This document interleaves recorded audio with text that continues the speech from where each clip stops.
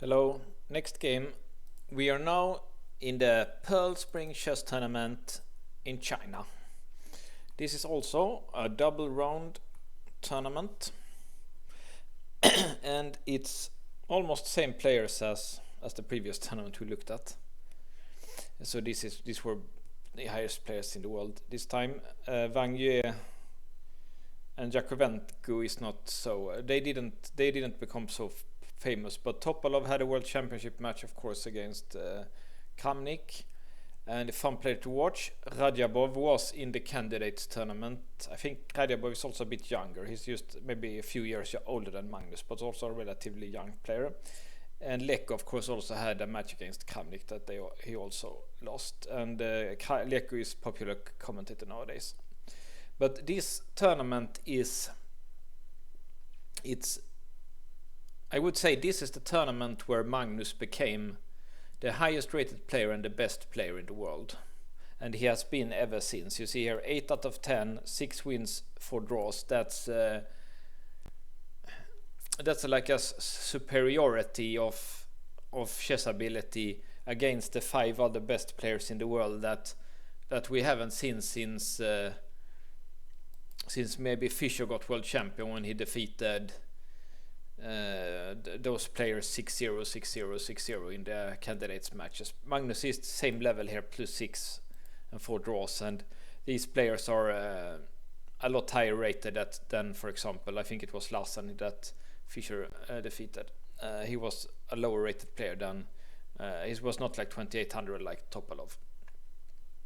So, and the most impressive thing here that Magnus played a very fighting kind of style, very long games, very fighting games. I could have chosen, you can see if I chosen five games to cover here, but I could really show all Magnus games. All Magnus games was very exciting, great fighting chess, often castling opposite side, running with the pawns, exactly the kind of chess that we want to see.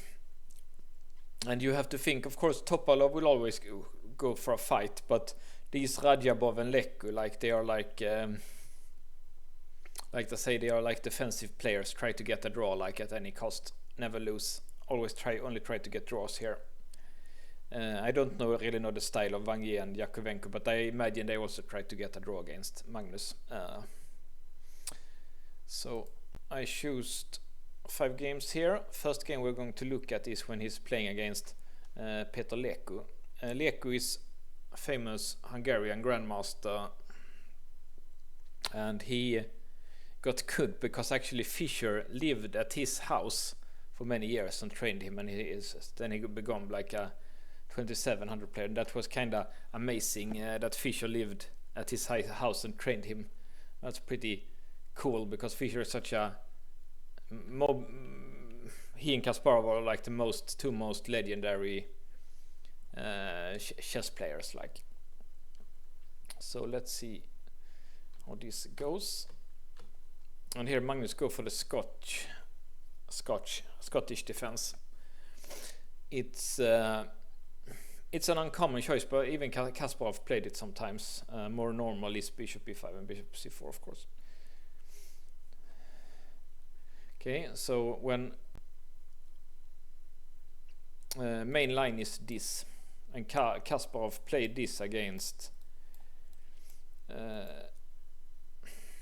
I don't remember, was it against Karpov? I think it was against Karpov. This is the main line of the Scots defense, and then here is 2 more, knight b6 and bishop a6. Both are considered equal here, as you see by the computer. They are same, but of course it's also possible to do like he did, go with the bishop here. It's also possible actually to check here to provoke like c3 and then go back, because maybe you want a knight here on c3. And also this queen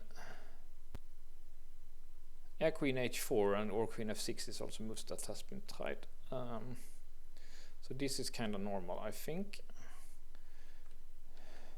It's important here that he moves because white is threatening to take and then win a piece, so he has to move the queen here. And now he has to defend this setup. So this is very standard moves here.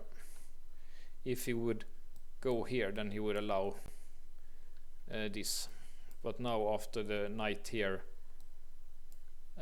well, maybe he can push like f4 and here. But yeah, looks like computer likes castling first. So let's see what happened. But here, instead of d5, black played queen g6 and he castled. And obviously now black would like to do this one to win an exchange. And also this one is threatened. So let's see what happened. Magnus played here. And it seems normal to take here. Because this is under attack, so he has to move that one. And he won a pawn. Black won a pawn. But yeah, computer thinks this is fine compensation for white right now. But when I analyzed this game before I started the video, I thought maybe this could be a bit better for black what happens. But Magnus won the game, and it's so he has good play for a pawn here. And he also only have a bad bishop for it, but the black's pieces is a little bit bad, and there is some chances on the queen side to create something here, as we will see. And of course bishop h3, white can play bishop here in between, so it's not a dangerous move.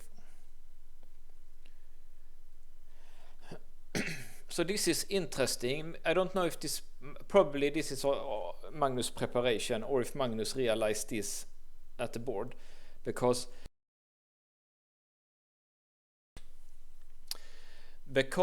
like black is a pawn up, no weaknesses, but even when black is a pawn up, no weaknesses, computer still feels white's better here. So that's, if it was not the computer preparation, it's amazing positional understanding by Magnus.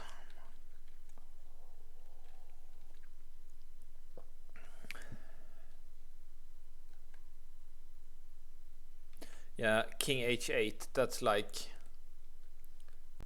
that's not a good move. Like old chess computers, they played a king h8, king g8 when they didn't know what to do, and Leko probably didn't know what to do either. Like, but it's definitely not correct to play like that. Maybe he wants knight g8 to f6 or something like that. That could be a plan, possible explanation.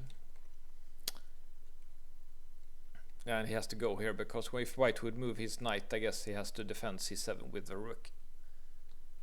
So he did that already, but yeah, problem now is b7 is hanging. So he did this one. Magnus shuffle around to d7 with his knight. And of course, if you have white has a space advantage, so he should not trade pieces, because black is out of squares for his pieces. This is normal play here. And to not allow any kind of drawing with bishop h3, bishop g4 and stuff like that, he does h4. That's a nice move. And now he does that he probably planned with king h8 to regroup the knight to f6. But yeah, the a6 pawn, the queen side is weak now, and he's losing a pawn here. And one more. So white has won two pawns here and is winning, and black doesn't have anything for his play on the king side, even if knight g4 looks like tempting move sometimes, like now. Okay, but that's quite a nice, like, pin the knight, so you can't do anything, but it looks like the computer only wanted to do this one, that this is just nothing. But I guess you don't want to do this one, then maybe, yeah, he can take here, and this is very dangerous. But also rook a7 was also good here, but bishop f3 is also fine. He goes here, and then, yeah, threatening c7. And now black is going for the sack here. Is just, yeah, he's just lost, so got positionally outplayed by Magnus, so he has to create something, but he only gets, like, can't see why. Okay, if he takes here, then this one It's apparently good for black, yeah. That's interesting, yeah.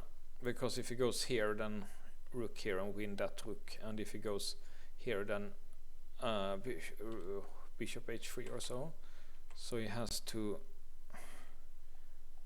take here, and Magnus saw that, of course. Like the only plan black can have is to sacrifice the knight here, so it's not strange that he does that.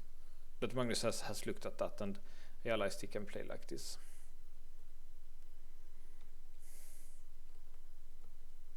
That looks fine, yeah, to defend against queen g6. And just playing safe here, yeah.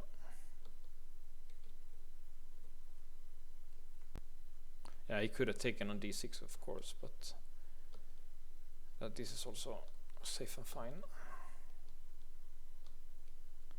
Yeah, white is a piece up and better pieces, so it's just over here. You can play like Magnus wins this position against Leko. So that was a quite interesting game. It would have been interesting to see, like, what did Magnus have prepared? Like, had he prepared? Like, I guess up to this point he must have prepared, I think, and he must. But this, if black would have done this one here and put the bishop here, because it was passive on d7. If you put it here, then actually computer think black is better. So it's probably, Magnus did probably not prepare this because it's obviously better for black. So yeah, it was just a positional kind of masterpiece by Magnus here. He realized that I'm a pawn down, but it doesn't matter. I'm still better because, yeah. So that's the I call it like the amazing positional understanding of Magnus. It's like just years ahead of his competitors here, like Leko and those there. He's just on a completely different level at positional understanding. And Leko is supposed to be a very good positional player also. So, but yeah. Okay, next time it's Magnus against Topalov.